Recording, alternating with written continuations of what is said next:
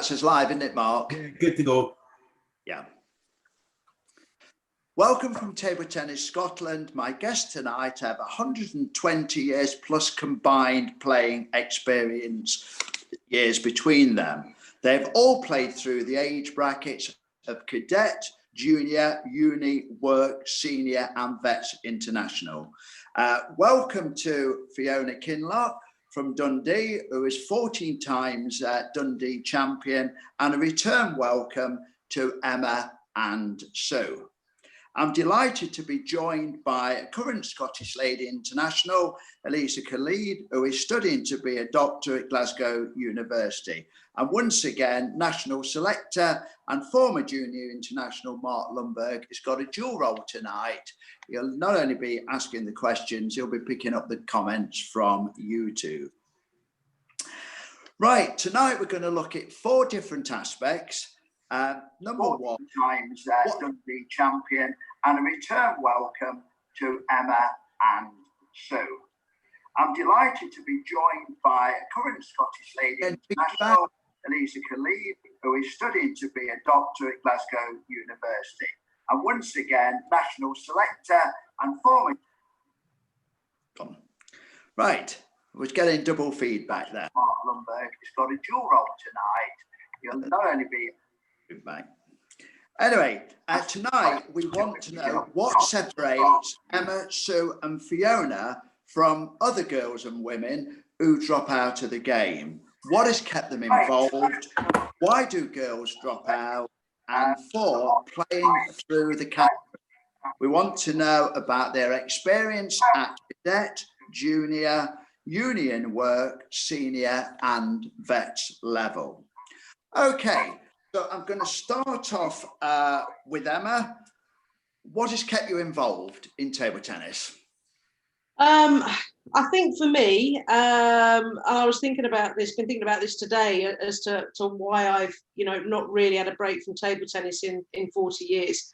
And it sounds a bit of a cliche, but I think it's the friendships that I've made all the way through. We touched on this briefly a bit last week, in the sense that through the junior years and cadet years, I sort of was lucky to play with some people who I got on really well with and forged some really good friendships with.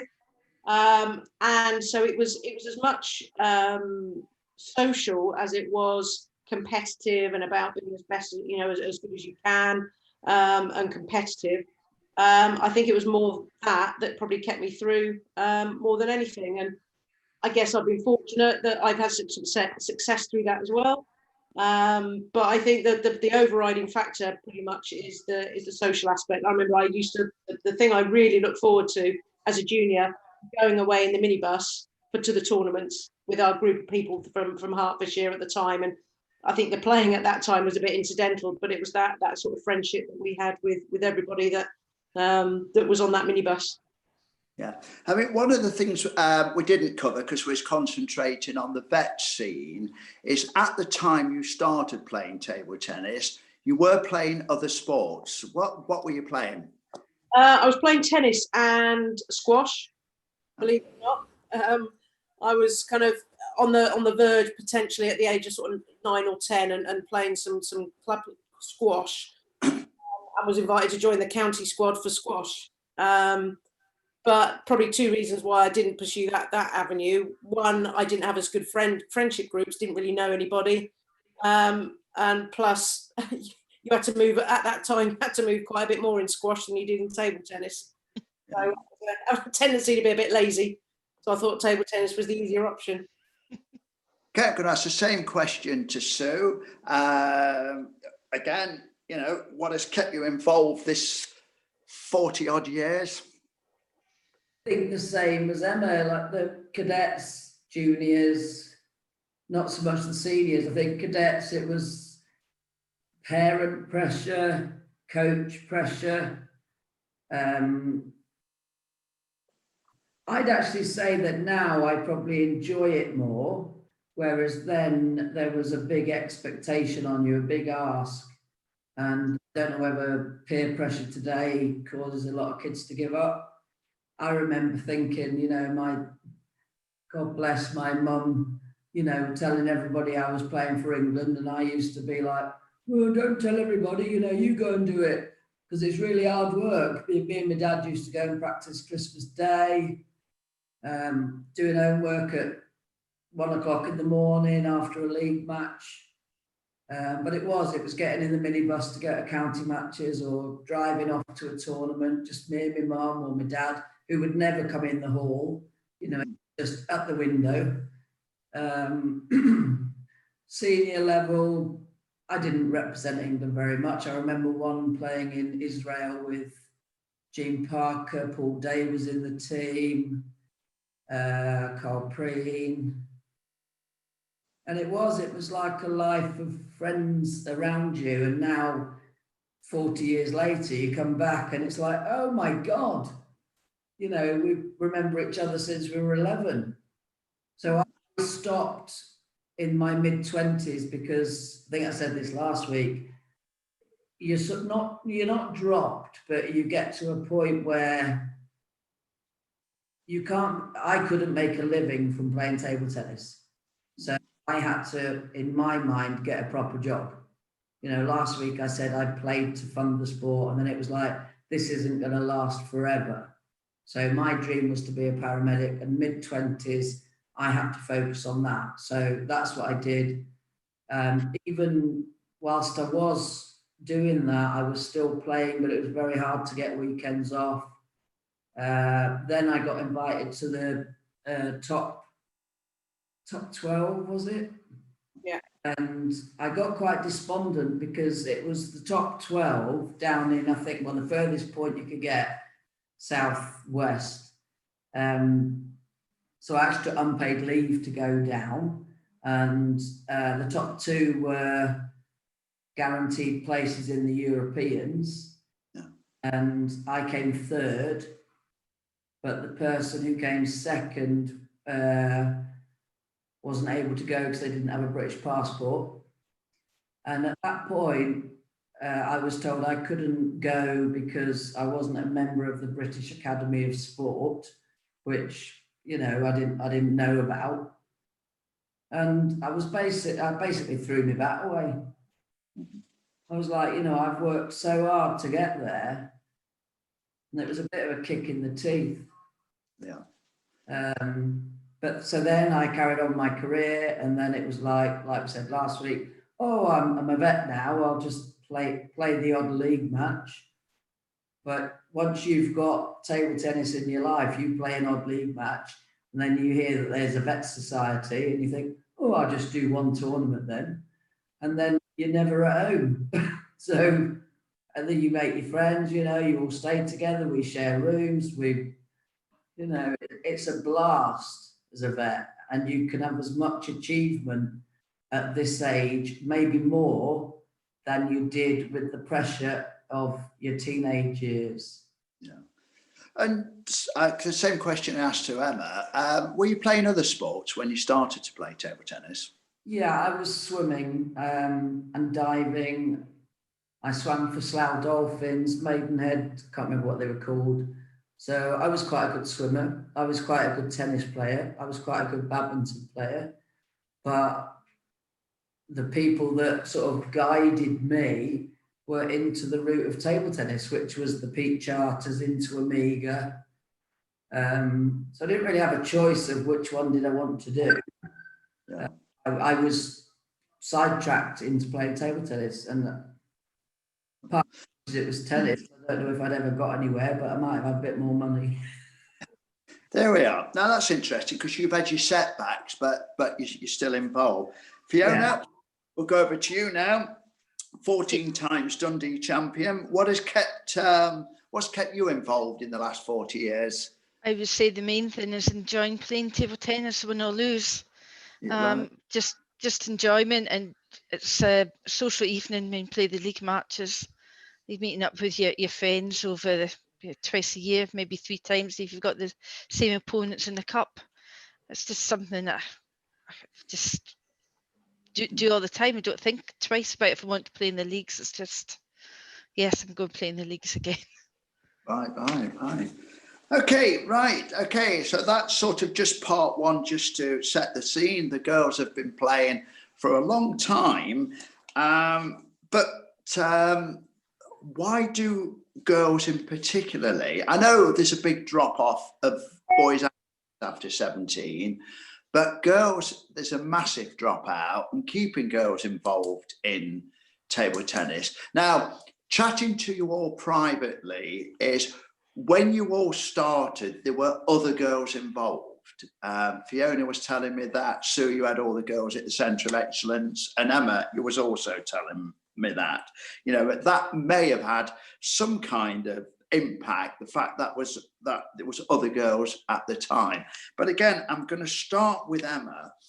Why do you think there is such a massive dropout of girls, or to even get them playing, not just in table tennis? This is a problem with all sports. It's the $1 million question, isn't it? And it's, as a PE teacher of 26 years, it's the question I ask myself every day, and I can see it that they join us in September as a, you know, 11-year-old with, you know, sparkling eyes and really excited and enthusiastic about everything. And then you see the, you know, not in all of them, but some of the sort of deterioration of physical activity as they become 14, 15, 16, and you can just see it, and yet you're powerless to stop it. However, sort of interventions and things that you do, it's just a national problem. I think one of those reasons is, and it's table tennis and probably a range of sports, is many girls don't like competitive sport. They like the recreational bit. Again, in a, let's say in a PE lesson, if I give a couple of girls a couple of badminton rackets and a shuttle, they're quite happily knock the shuttle over, you know, for 20 minutes, half an hour. But as soon as they say, right, come on, let's play a little game. Oh no, I don't want to do that. So it's that balance. And I think, and that we've perhaps fallen into that trap a little bit within table tennis as coaches, perhaps, where, you know, if we get girls, do we then force them, or do we end up pushing them into league play when actually they just might want social play? Really interesting. That's girls are a lot more sociable than boys. Boys are quite happy to go and do their own thing. Girls, I think, need that friendship. They need a friend to come along with. They need, if their friend's not coming, they don't want to go. And it almost sounds like it's quite a sexist thing to say, but I think that's the nature of the way many girls are. I mean, you've only got to see gym classes at a leisure centre, you know, whether it's a boxercise or a spin class.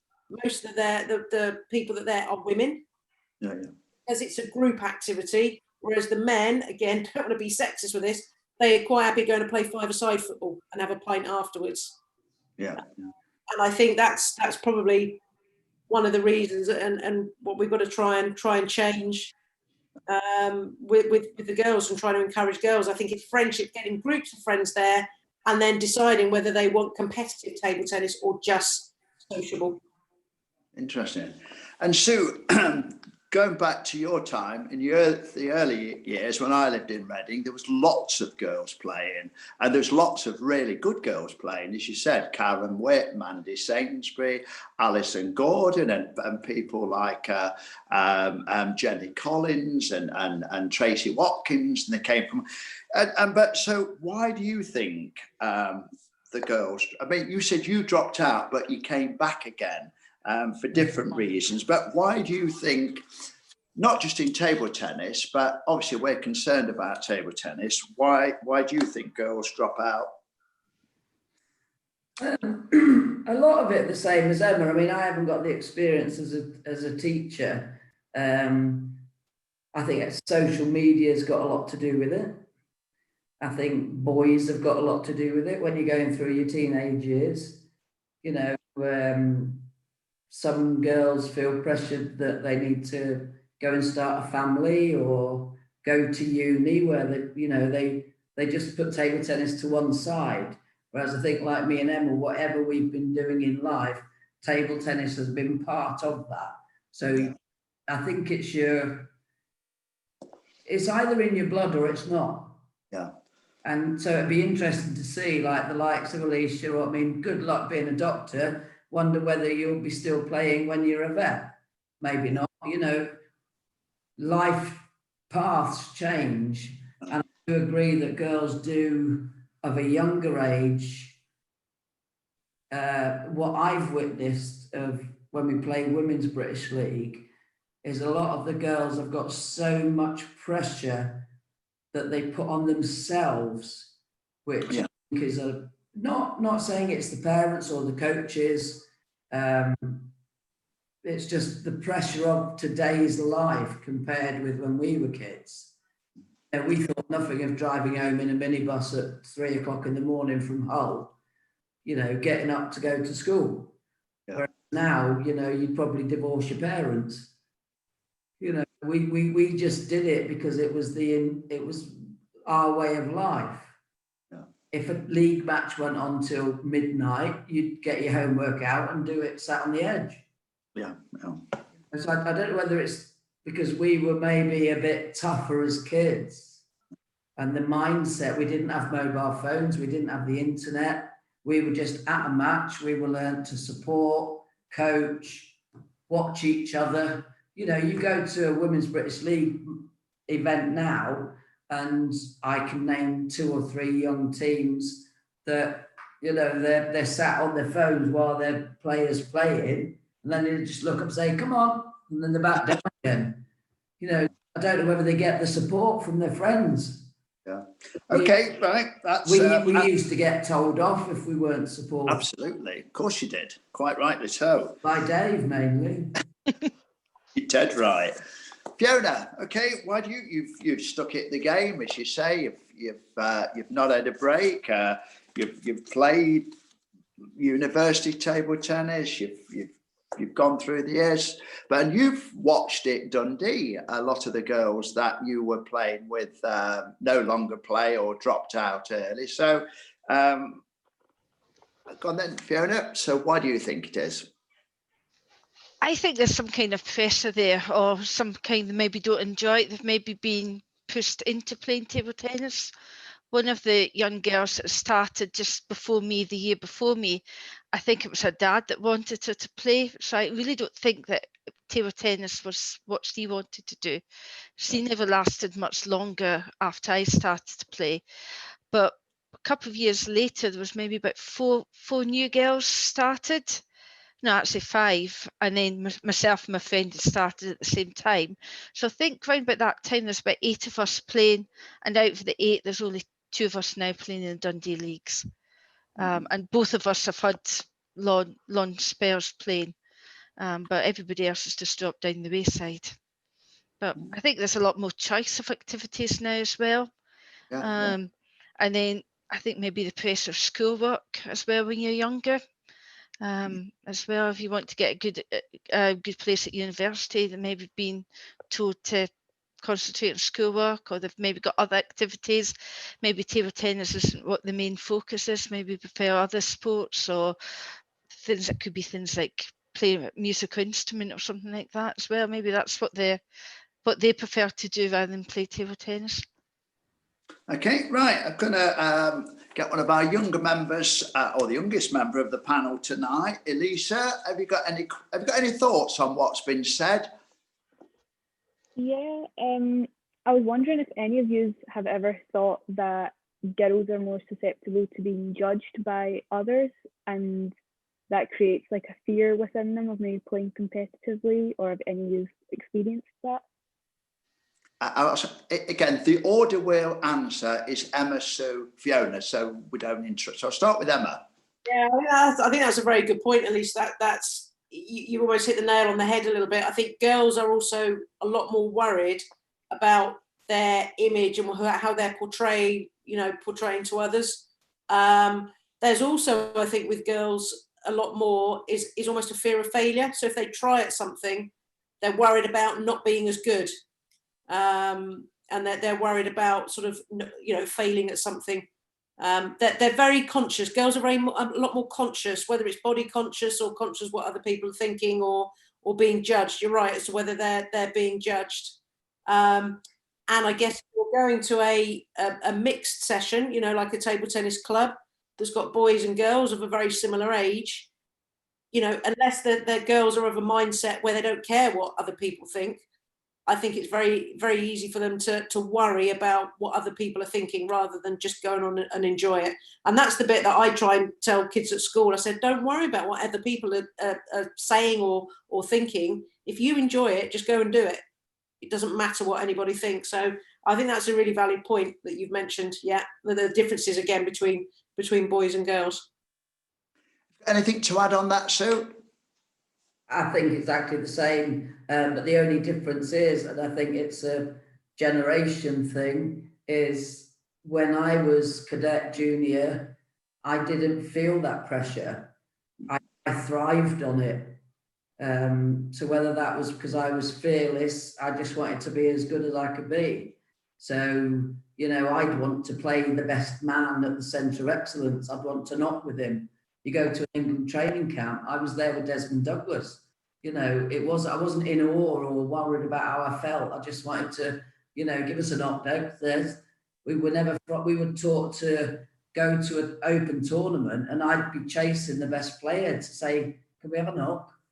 You know, I think maybe it's a generation thing or maybe it's personal. I didn't have that pressure. I was quite happy. The flip side of that is doing something like this, and Emirates taught me into this, and you wouldn't think it because, you know, I'm the joker and I'm very shy, but you put me on a table tennis court I am. I know. On a table tennis court with 400 people watching, I don't see them because I'm doing what I'm doing. That is interesting in itself. I mean, that just shows you how almost table tennis is your family, isn't it? It's your solace. That's the place where you feel I'm my happy place. Yeah, that's a brilliant answer. And Fiona, anything on that to comment on Elisa's first question? Do you ever feel judged or watched or? No, I don't feel that way. I think when I first started, it was maybe different for me because when I went on to my first session, my dad was the coach and my brother was playing as well. So I already knew people there and my friend had started playing at the same time. But I can see maybe nowadays if I started playing as a newcomer going down to one of the sessions, if I just saw boys playing there, I thought, maybe this isn't for me. I think sometimes it's good to get another female there, so you've got somebody like role model that you can look up to as well. Yeah. I mean, it was interesting because I'm now going to hand over to Mark. I mean, when Gillian Edwards started playing, she had Juliet Lane, who wasn't the standard of Gillian, but I reckon that kind of kept Gillian going because she had somebody to play with, apart from Mark and Gavin and Matt Lofthouse and one or two others. Mark, whose name is Matthew Norbury tonight. Yeah, that's his stage name. Well, all these sort of technical stuff, I'm sort of going on left and right here. Sorry for the feedback at the start. I don't know what happened there. It's really interesting discussion about it all. I grew up with a lot of real talented female table tennis players in Scotland. Like a lot of cadets, juniors, and then actually Dave, the female team that you coached, there's actually a lot of strength and depth there. And I think, just to move the discussion on a little bit, is obviously discuss why people fall out. But it's almost like, what can we do to change it? And something that Emma said earlier about how to make things differently, about the competitive element, about maybe that's the problem. Maybe girls don't want to have that competitive element or go and play a match. And I think back to my own experiences that maybe actually getting girls into the game is that social side. It's something to do. Like that sort of family that you talk about, Sue, about getting that early on, that you get a group of girls or a group of friends together. And it doesn't have to be girls when you talk about boys in general. And I think we're too caught up in Scotland, England, wherever, about turning a table tennis player into an internationalist, where we're too caught up to say, how can we get them playing in England for a county team or representing in Scotland at Interleague, where how can we get them playing, when actually maybe it should be that we need to get 20, 30 people and develop a group of friends. Unless they want to. Yeah, and that's obviously, maybe it's the coaches or the organisers of taking a different tact about bringing in girls only sessions. So Elisa's point there about the being judged, and also what Fiona said about regarding coming into table tennis and into a hall full of boys. And that's just my own thoughts about just observation of what you're saying. But I mean, obviously, Emma, from your perspective, being a PE teacher, is there some truth in that? Do we need to look at getting that fun element, and then as coaches, pick out the best players? I think you're right. And I think dare I say, the nature of where we are with table tennis, how table tennis clubs are run in this country, we tend to run out of schools or village halls or something like that. We don't have the club set up like a tennis club or a golf club. Now, where I mentioned earlier that it was all about the enjoyment, where we used to go, I used to go there we had our Centre of Excellence on a Monday. I used to go to Barnet Table Tennis Centre on a Friday evening. I'd probably spend all day Sunday. But there was just as much the enjoyment, because associated with a 8-table venue, there was a bar area. We had a pool table, and we'd sit and have a Coke and a packet of crisps and chat and sit down, and then we'd have to be convinced to come out and start practicing again. So that social element is part of like a club setup. And sadly, not many table tennis clubs have that now, because they're in a school gym or a village hall or something like that. Whereas they go along, they practice, they go home again. They don't have the fun bits that we had afterwards. I think as a youngster, that worked for us, because Dave, you'll remember Amiga. It was a prefab. Yeah.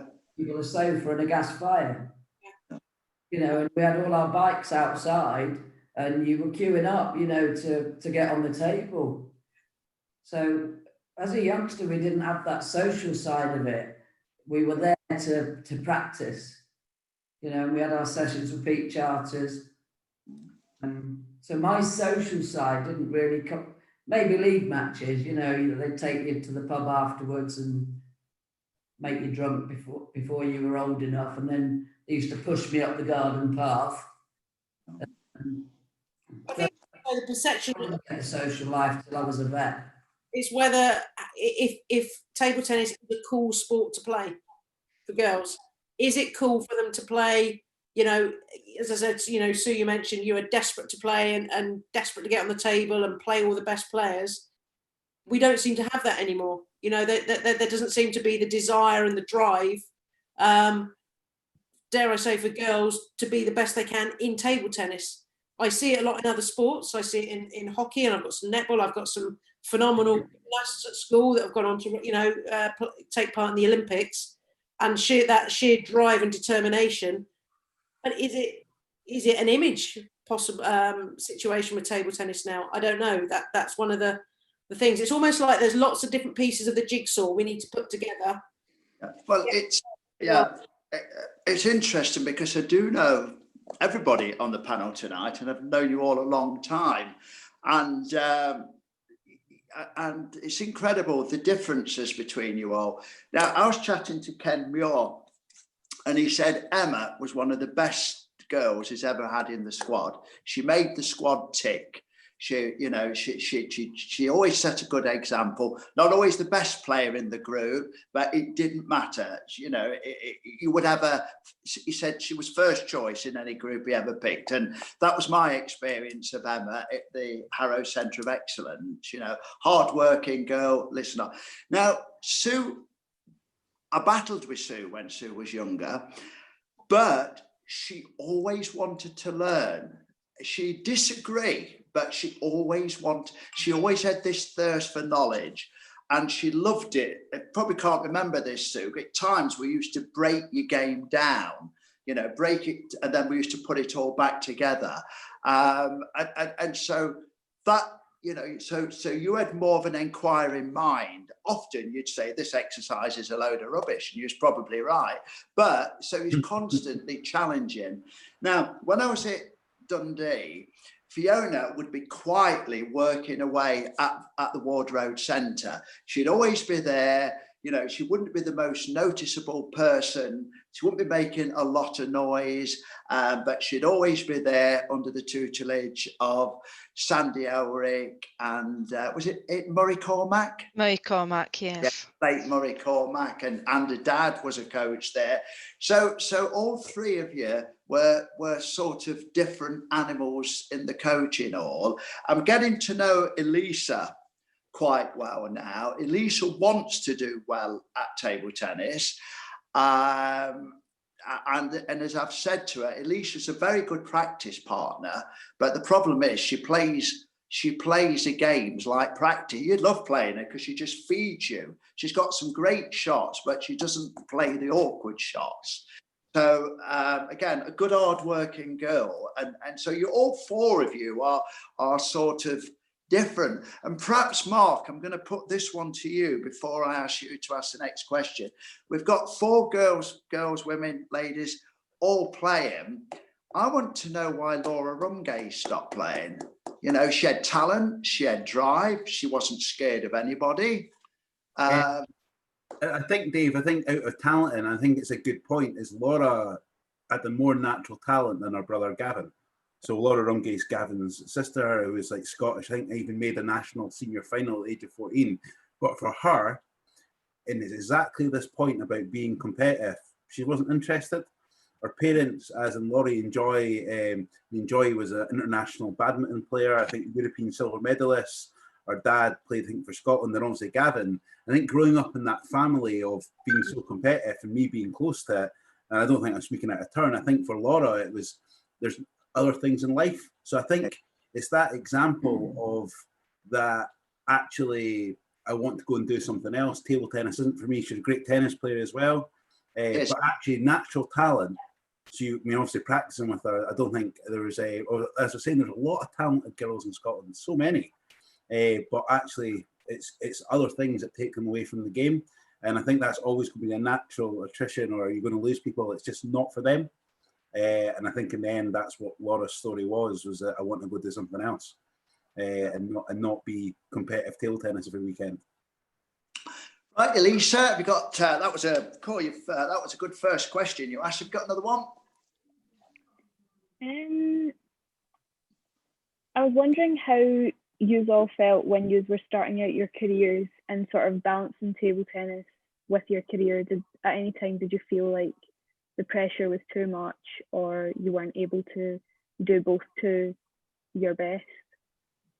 Well, I'll tell you how I'd like you to answer that, because we've looked at your junior and your cadet years a little bit. Take that question from when you started uni, and in your case, Sue, when you started work. I know you've partly answered it, and the same with you, Fiona. Okay, Emma, so you've started uni.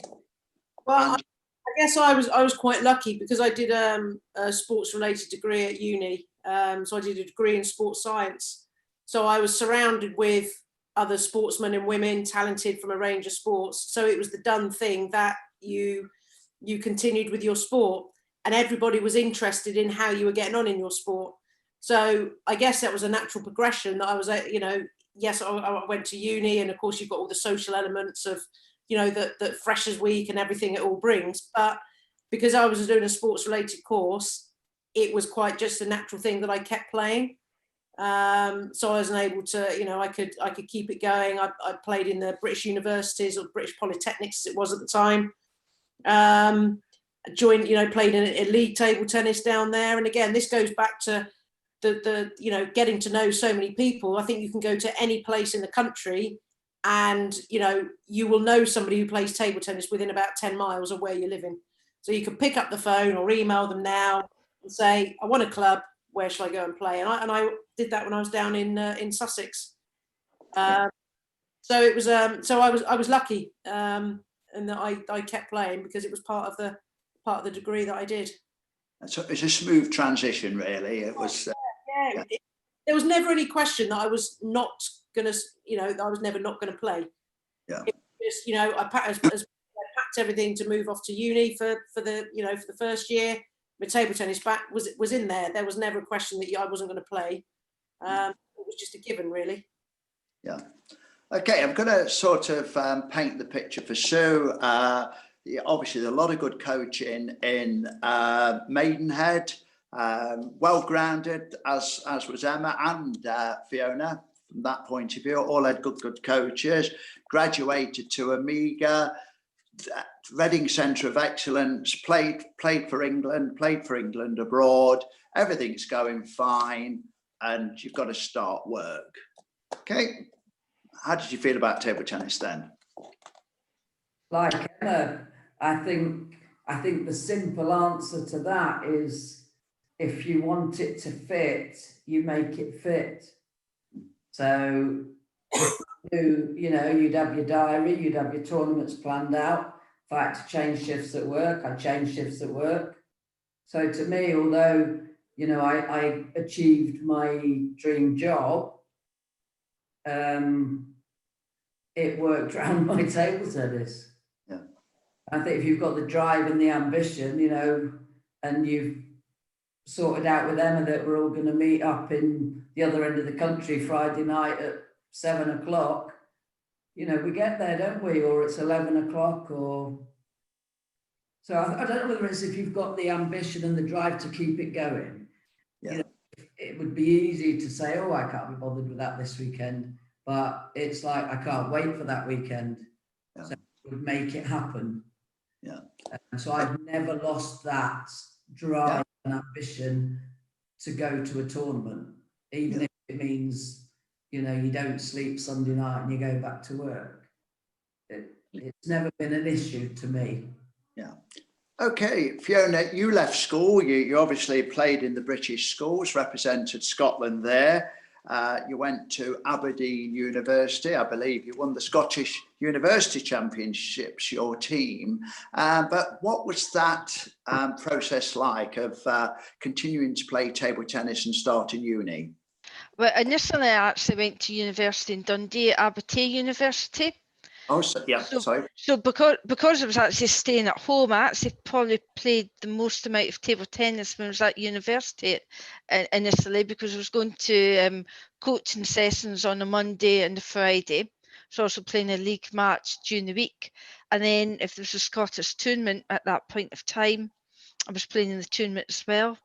At that point of time, my dad was actually the director of for tournaments for Scottish table tennis at that point of time. So if I wasn't playing table tennis, it was more than likely helping him run a tournament on the top table as well. So probably when I was at university, it was probably the most involved I had been in table tennis.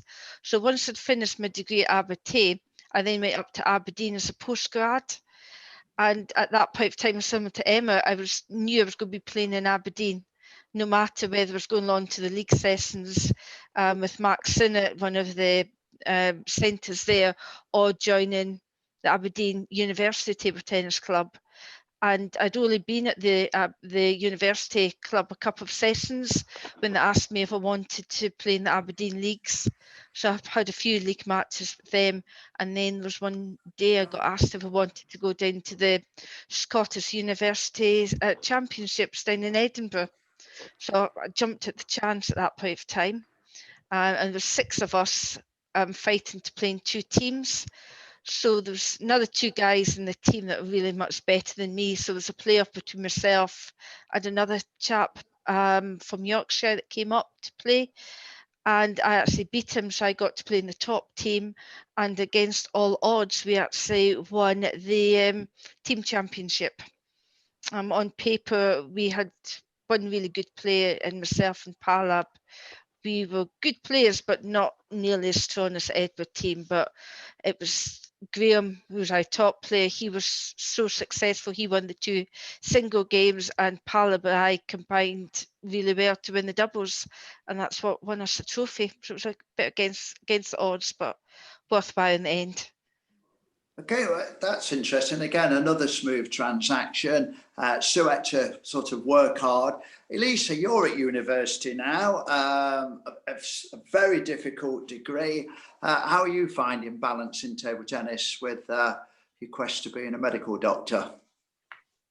I found it difficult at first because I was trying to get into the hang of university life and the workload as well. There was a lot going on, so I felt like I was kind of dedicating most of my hours to studying a lot, but I did stop playing for a wee while here and there, and I started to reduce my hours playing table tennis. But then I started feeling that the less I was playing table tennis, the more I was feeling under pressure and stressed at uni. So table tennis actually began to help, and it was quite a good stress reliever, especially coming up to exams. So I've managed to find a balance. Interesting, interesting. Mark, have you got a question, or have we got anything from YouTube? We had some good discussion, a couple of points just about girls' participation. So just a couple of comments that sort of came in. Susie Venner, which I think the girls know well, basically said that Sue and Emma covered the points well. But regarding like female coaches, if we had more female coaches at a better ratio, may help the situation. A point from James Jones just regarding sort of governing body Table Tennis Scotland about driving. And about actually giving them the opportunity of maybe there isn't events. So when you come to the top level, something like Commonwealth Games, that actually historically, maybe the girls' teams, you work hard towards something, and then there isn't that end goal sort of point that sort of come in there. But yeah, just some really good discussion points. Not any questions as such, just more sort of observing the chat tonight. I think that's a really interesting point, isn't it, about the female coaches? And it's one area we've not touched on. I know Dave will probably come into this, you know, from the coaching side.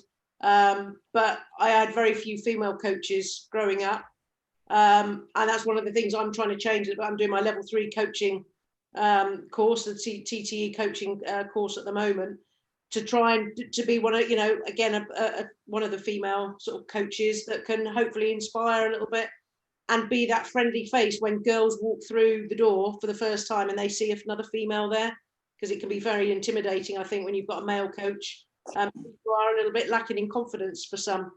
But that is, you know, there are very few female coaches, sadly, around. Interesting there, Emma. So you can practice your skills at Inverclyde anytime you like. So we'll have you up there. Now you've made that offer. It's interesting, girls, if you listen to our very first podcast or Zoomcast with Jill Parker or Jill Hammersley, she said throughout her career, which was a long career, distinguished career, European champion, top 12 champion 3 times, world number 6, European number 1, she never had a female coach throughout her career. How about that? Interesting one. Okay, Elisa, you're doing well. I'm gonna hand over the show to you. Let's have another question from you. If I have any more. Yeah, so I mentioned careers, balancing table tennis and careers. Have any of you ever felt like at-home commitments or family life has ever affected table tennis? Emma? No. Again, I've been very lucky again through career. Again, it helps, you know, as a PE teacher. The schools that I've worked in have always been very supportive of everything that I've done. And again, I think they see it a little bit as a, well, if you're a PE teacher, you're sort of talking the talk and doing what you should be doing. You know, you're not telling everyone what to be doing, and you're living by example, really. So the schools that I've worked in, and my current school, I've been there over 20 years now. They're so supportive. If I need any time off, you know, they've given me, because it's World and Europeans tends to be during term time. But they've been very supportive and would let me have the time off. And then the kids follow progress on the internet. So again, it's a nice sort of accolade for the school that, you know, their head of PE is a you know, competing at the highest level. So unlike Sue, whereas, you know, she has to change shifts if necessary, I might not be able to do as much tournaments during the week as some might do, but the ones I can do, that the school are very supportive. So I've been, again, very lucky again, but with the career that I've had and working in sport. So it does, yeah. So the table tennis is my job as well as my sort of free time, my social time as well. So yeah, it's probably been a bit harder for you, as you'd sort of intimated earlier on, trying to balance work and table tennis. Yeah, but now, and I think it's also important in your home life that you've got somebody that understands you. So Emma's obviously got her fiance that also plays. We'll start scare him in a minute. So you're travelling together or not together because he's got other interests. So you balance it. I'm lucky that my family life, I've brought up somebody else's 2 children, and 20 years now, they're used to me not being here at weekends. Yeah. And if I am, then, I used to, especially during lockdown, not being able to go away, I've really had itchy feet. It's like a midlife crisis, because I'm used to packing on a Thursday night to go, and you can't do it. I think if you've got somebody at home that supports you, and you both live your own lives but live your life together, then it can work forever. Which I hope it does for me. But God forbid anybody told me I couldn't play, then I'll probably end up single and playing in the world when I'm 90. Fiona, okay, and same question to you. Yeah, but when I started work and where I worked, we actually had to do night shift. Oh, wow. So it was two weeks night shift, 2 weeks day shift.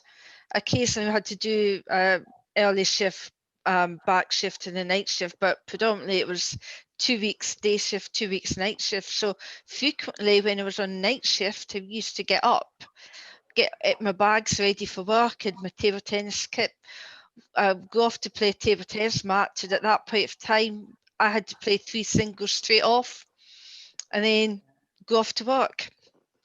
So that was quite tough, and it was really tough for my teammates as well, because they then had to sit aside when I played my matches. So when they came to play their first match, they were playing somebody that's already played. And then my job that I'm in at the moment, I do have to work late to 8 o'clock on a Thursday night, but I'm fortunate if I know I've got a table tennis match, I usually take leave, so I finish work a bit early so that I can actually go to the table tennis. So I do, especially when I'm playing Mark's team. I think he was a Thursday night, so I don't like going after work because it's just too much. I'd rather take time off and then to turn up on time rather than coming in halfway through the nights. I don't like that at all. You're saying that if you're committed, you make it work. Like Mm-hmm. I use my annual leave for table tennis. Mm-hmm. It's interesting. Emma is doing what is now called level 3. Elisa, you've done your coaching award, haven't you? Or have you? Or yeah, I did do a day of it like a few years ago. oh, okay. And Fiona, have you done a coaching award? Yes, I did them in about 91. You All were right. the lead on that. I did indeed, yeah. And Yes. Cyril, yeah, have you done a coaching course or? Yeah, I've got my level 1.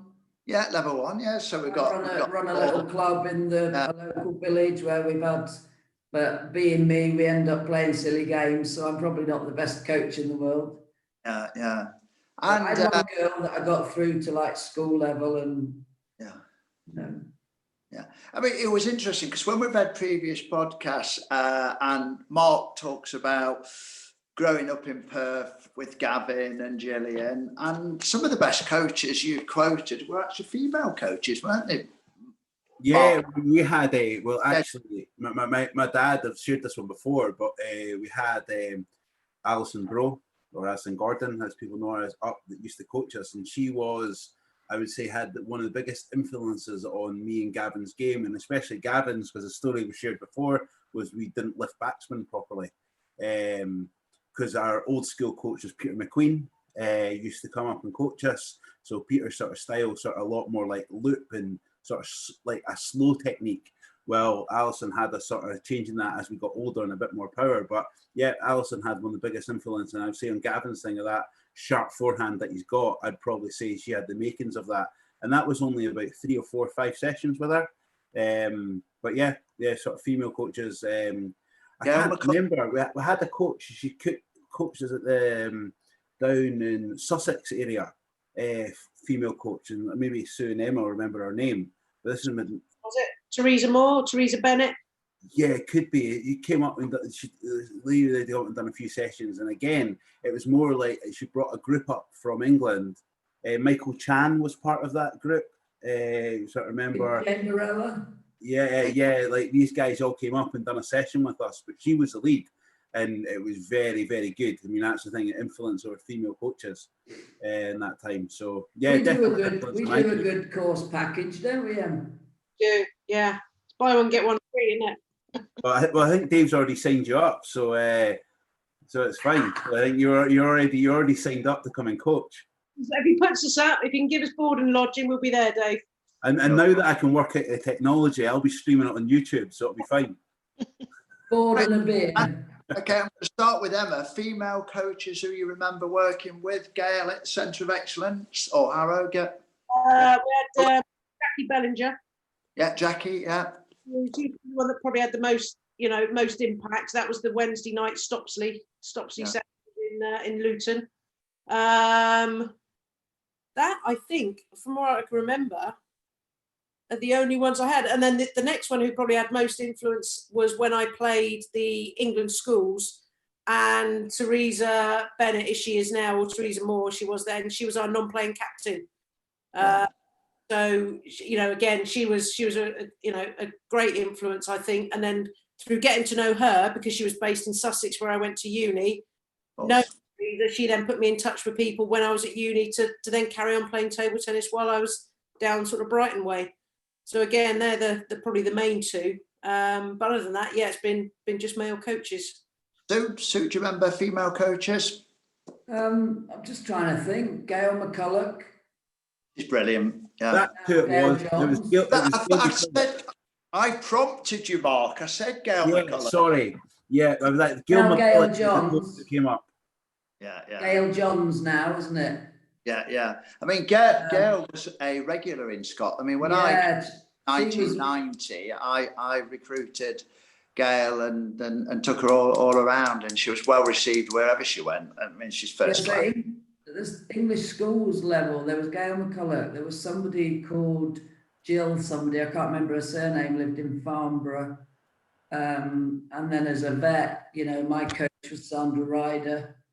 I mean, Sandra does a hell of a lot with kids, and she cherry picks through into the Yorkshire teams, which are very strong. So apart from Sandra, Gail McCulloch, and this Jill, I can't remember the name of, Jane used to come over to Ostend when we went. She had a group over there. Yeah. Okay, Fiona, do you remember any female coaches? Do you remember Gail McCulloch coming up to Dundee? Yeah, I do remember that because it was my birthday. I remember that, yeah. Yes, but before Gail, I remember going through to Last Wade where Elaine Forbes had a coaching session. So that was not long after we really started playing. So that was really my first sort of trip away for table tennis, really, was that. But apart from Elaine Forbes and Gail McCulloch, I've really not come across any other female coaches running a coaching session at all. Elisa? Sally. I've not really had many. Sorry? Elisa, have you had any female coaches? I've not really had many, no. I've mainly had male coaches. Interesting. I mean, you could say maybe Lucy would count as one, but she's kind of like player and coach at the club, but no, not really. Interesting.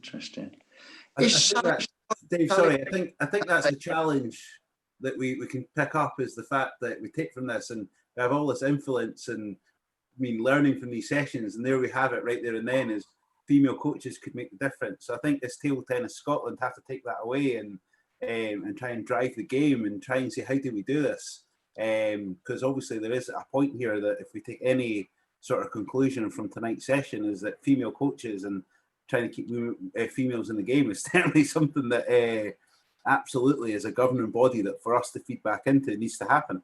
Yeah. I mean, I've captained with Jackie Bellinger. Is it Jackie? Is her name still Bellinger, or is Worrell. it? Yeah, Worrell. Yeah, with Jackie, and I mean, she wasn't just good with the females; she was very tough on the guys. It was me the girls used to come crying to. Jackie's told me off. Right, Mark, anything off YouTube? Susie Venner's got a question for the girls about coping with setbacks as they get older. and how you deal with them, and any advice how to avoid them. Emma, first. See Emma cringing at that question as I think about it. Well, the setbacks I've had have been injury related. And I alluded a little bit to this last week, is, you know, I've had, over the last few years, I've had 3 knee operations. And I've got to the stage now where it's not going to improve unless I have a knee replacement. And I'm, believe it or not, I'm too young at the moment, before you say anything. So it's that, what Sue mentioned, it's that perseverance. It's how much do you want it? How much do you enjoy playing? How much do you enjoy socializing with the friends that you've made? And that's the bit that spurs me on, probably more so than the competitive side. I went through a stage where my knee was that bad, and, you know, I didn't make a final or had any success for 2 years, where I was almost on the verge of, this is it, I'm calling time on it. But there was a little, I don't know, there was still that little bit of me that didn't let it. And I can't put my finger on it. I don't know what it was. I remember playing a Vets British League a couple of years ago, and I was having such a torrid time. I was almost playing, yeah, Sue remembers this, and I was playing, and I was in tears, playing in tears. And if my partner had said to me, right, we're taking you home, that's it, you never have to play again, I wouldn't have argued. But I don't know what it was, there was something that just made you, do you know what, I've got to power through, just keep going, it will be better in the end. And I guess that's a mindset thing. It will get better. You don't become bad players overnight. Of course. And so I just worked hard on the fitness and the strength of my knees and my legs to make me as good a player as I can. And if I'm never going to be as good a player as I used to be a year or 2 years ago because of injuries, then again, it's that mindset of, well, I'll deal with it and, you know, have a different sort of approach. But I think it does come down to that sort of mindset and that perseverance, that resilience. I guess that's the key word, is a resilience. Okay, Sue, setbacks? Yeah, I think the same as Emma. I remember that time when Emma was in a deep hole, and, you know, we were aching for her. You know, I remember sat there talking to her partner saying, what are we going to do? What are we going to do? And we just all basically picked her up, you know, kept her going, win or lose, just, you know, you'll be back. It was. So with the injuries, it's tough. But I think we're also, when you're so competitive, you get a bit complacent with your injuries. You know, like I twanged 2 tendons off my elbow, but I was still convinced I could play if I strap it up hard enough. So that's going to put me out for 3 or 4 months. And I was in a mechanical arm, but you're like, well, I'll be back, don't worry. You know, my back's buggered, my shoulders probably need replacing. I've got arthritis in my neck, but it won't stop me playing. I think it's either in your blood or you lose it. And the day you lose it, you stop. And Fiona, have you had any setbacks, either injury or work's got too much, or? Had a bit of an injury last year. I actually got it at the Home Nations in Perth, not through playing table tennis, but at the Cayley at night. I actually did something to my Achilles when I was dancing Strip the Willow. And stupidly, I thought I was okay. I thought I just sprained an ankle. So stupidly, I played on the Sunday and realised I could hardly walk.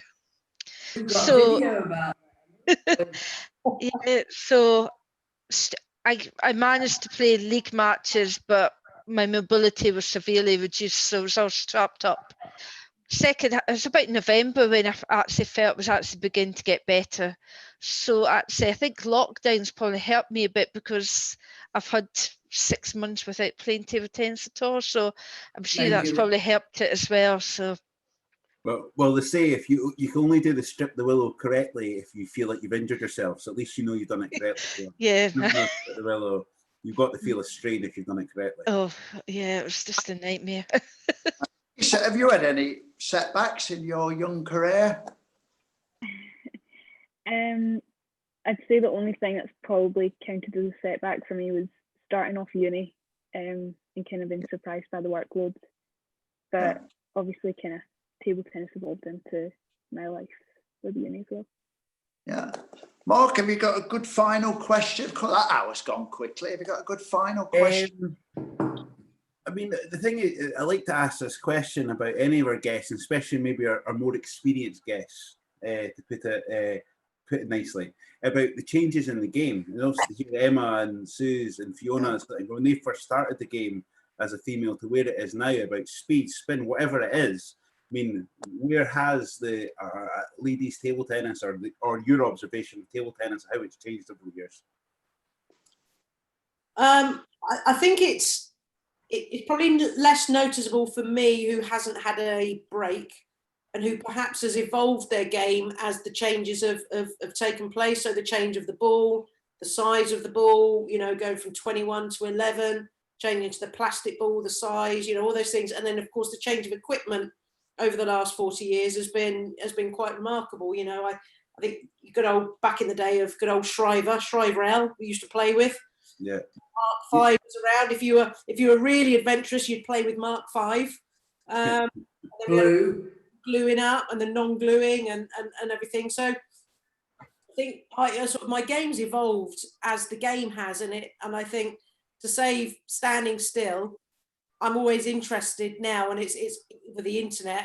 You know, I love looking at little clips of, you know, the elite players now, what they're doing, what equipment are they using, what rubbers they're doing, what's their training techniques of trying to learn and improve as we go along, rather than just standing still. And I think my game is probably better now. I think I'm probably a better, stronger player now than perhaps I was 20 years ago, because I've got more interest in it, and because I've got more understanding of the game, of what wins and loses points, perhaps. I can't say that I always put that into action, but you've got greater knowledge, and of course you've got the interest to evolve as the game moves on. I think if I'd had a break for 10 or 15 years, I think that's where particularly women, like men as well, probably find it more difficult to come back in, because a lot has changed in 10, 15 years. There's been so many changes. I mean, you've only got to pick up a table tennis catalogue now, and, you know, it's a minefield with all the blades and the equipment and the rubbers, and where do you go? So I think, again, it's that transition's been easier because, you know, I've sort of moved along with the times as well. So that was very well said, Emma. What's that? What you've just said. It was, because I think you're right. You evolve with it.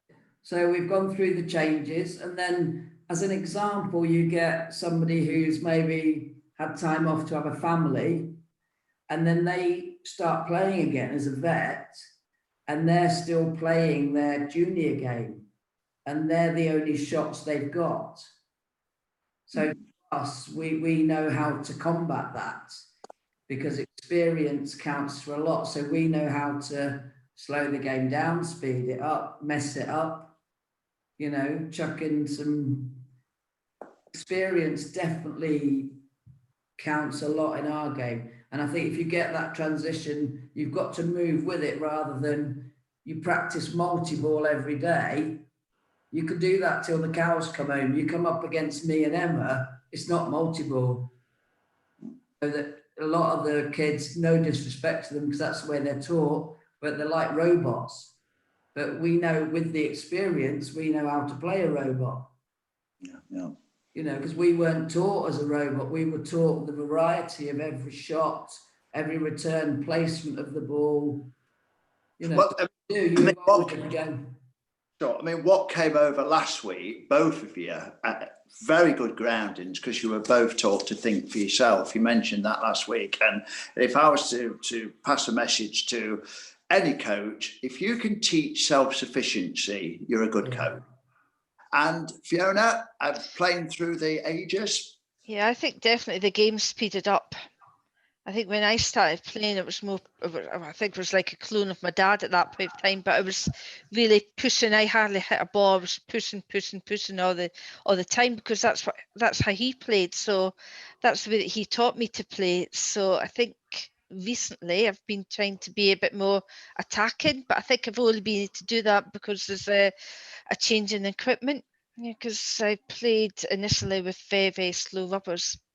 That's what my dad thought was best for me at the time. So Yeah, I just think that, but I think the whole speed of the game, and I notice when I watch the younger players in Scotland now, they play a completely different game to what I was taught when I first started. I think it's evolved quite a bit since then. Yeah. Okay, I'm going to steal a bit of time because Elise, have you got a last question? And then I will definitely wrap it up then, because all your questions have been excellent. I'd say one thing I've come across quite a lot through youth squad training and stuff is all the coaches say girls train with girls and the boys train with boys, because girls play a different game and boys play a different game. But through my experience, I've always grown up training with my brothers, and I find it so much better training with a variety of different players and stuff. Have you ever had any experiences like that? That's interesting. As soon as you mentioned that, both me and Sue, I think Fiona, were all shaking our heads. So you've got to play with such a variety of players. And, you know, if somebody comes to the club who's got long pimples, play against them as much as you can. If someone's got short pimples, play against them. And I think, dare I say, that's where some youngsters don't, at a higher level, don't always like playing in the local league. Because in the local league, we grew up with, you know, when I was, I don't know, 10, 11, 12, playing against 6-year-olds with anti-spin or long pimples or even a hard bat, and you didn't know what was turning up. You had such a variety of players to play against, and so you had to think and adapt every week. Whereas, and that's where I think the youngsters are struggling a little bit, because they only train against very similar players and very similar people. As they play against somebody, they struggle to understand how to play or what tactics to implement. It's very difficult. So I would say absolutely play with as many different players as you can, loads of different people, different bats as much as you can, because, you know, it'll make you a better player. Yeah, would you endorse that, Sue? I bet you weren't listening, were you, as usual? Again, surprise guess. I was. Granny was saying goodbye. Yeah, I'll go to Fiona on this. No, I'm all right. Absolutely.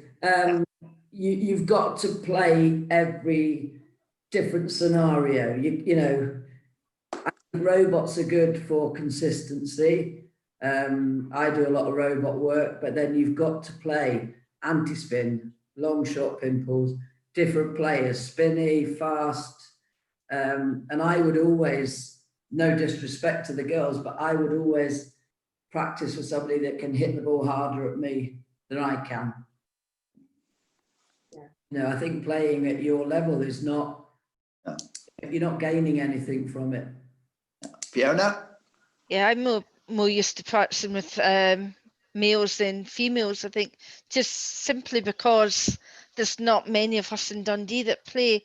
The only females that I've played was at the Home Nations and then in the Dundee districts, but they tended to be players I've not played because they were in different division.